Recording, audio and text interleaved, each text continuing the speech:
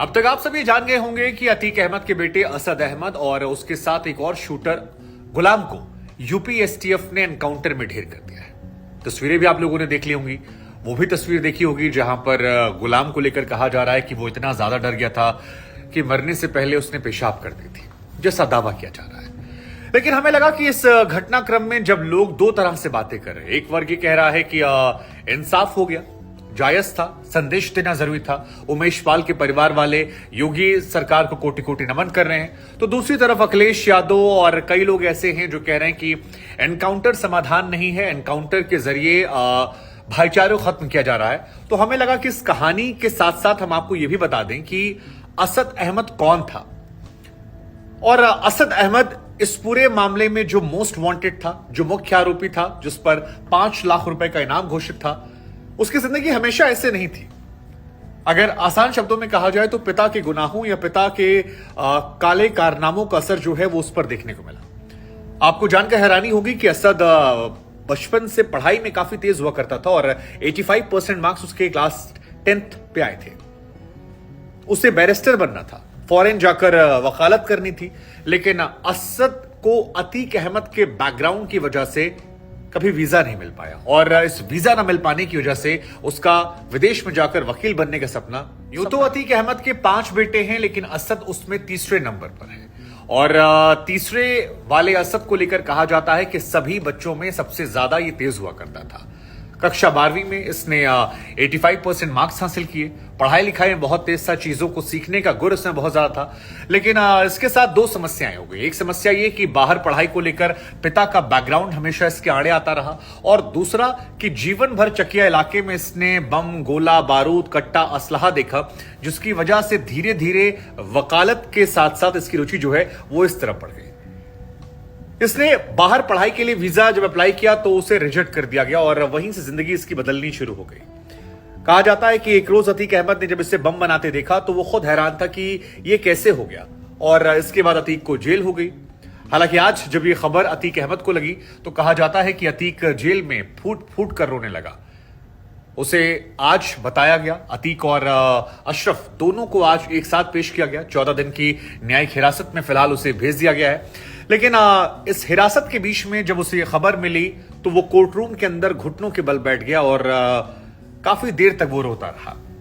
Court room के अंदर ही उमेश पाल जिंदाबाद, अतीक अहमद मुर्दाबाद, योगी आदित्यनाथ जिंदाबाद के नारे जो थे वो भी लग रहे थे और उसके बाद रोती हुई आंखों से अतीक अहमद वहां से पुलिस। आप शायद जानकर हैरान भी हो जाएंगे कि इस घटना के पहले असद अहमद जो है उसका ट्रैक रिकॉर्ड बिल्कुल क्लीन था, उस पर कोई भी मामला नहीं था।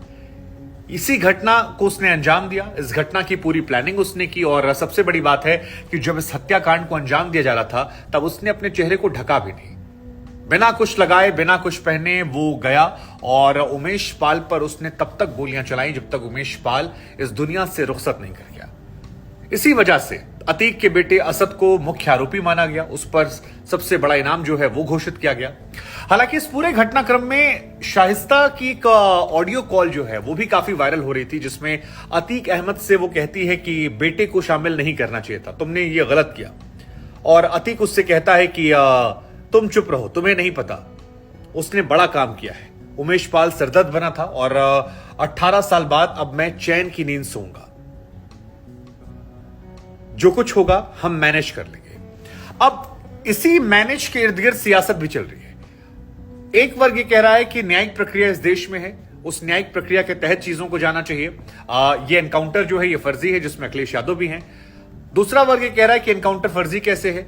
हालांकि जब योगी आदित्यनाथ ने कहा था मिट्टी में मिला देंगे, उसके बाद से लोग ये मानने लगे थे कि देर सवेर असद के साथ ऐसा हो सकता है और 49वें दिन जब ये घटना हुई तो बहुत सारे लोग ऐसे हैं जो हैरान नहीं। असद के बारे में एक बात जो निकल कर आती है वो ये कि वो बचपन से गुस्सैल बहुत था और बम और बंदूक से उसका रिश्ता जो है वो पिता की वजह से जल्दी हो गया था। उसने लखनऊ के एक टॉप कॉलेज से पढ़ाई की, उसके बाद जैसा आपने आपको बताया कि बाहर पढ़ने का मन था, लेकिन पिता और चाचा के आपराधिक ट्रैक रिकॉर्ड ने उसे वीजा नहीं दिलाया। एक घटना उसकी जिंदगी को लेकर बड़ा मशहूर है कि उसने स्कूल में एक प्रतियोगिता में हिस्सा लिया था और अपनी क्लास को वो रिप्रेजेंट कर रहा था, लेकिन तभी उसकी टीम जो है मैच हार जाती है और इस मैच हारने से असद का गुस्सा जो है इतना ज्यादा बढ़ जाता है कि उसने मैच रेफरी की जमकर धुनाई कर दी, बहुत पीटा और उस वक्त अतीक अहमद का खौफ जो था वो इतना ज्यादा था कि स्कूल वालों ने भी असद पर कोई एक्शन नहीं लिया।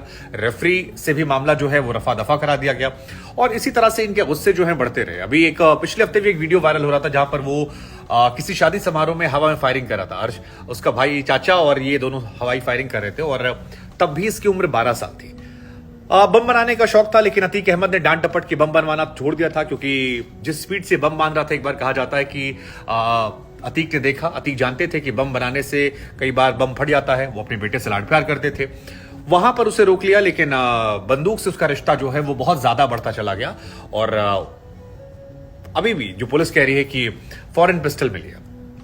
खैर, ये कहानियां जो हैं ये दर्शाती हैं कि पिता कि संगत का असर जो है वो असद पर पूरी तरीके से था और बहुत इन्फ्लुएंस था अपने। अतीक अहमद का वो बयान अब वायरल हो रहा है जिसमें उसने कहा था कि बेटे ने शेरों वाला काम किया है, तुम बेवजह परेशान मत, तो मैनेज कर लिया जाएगा।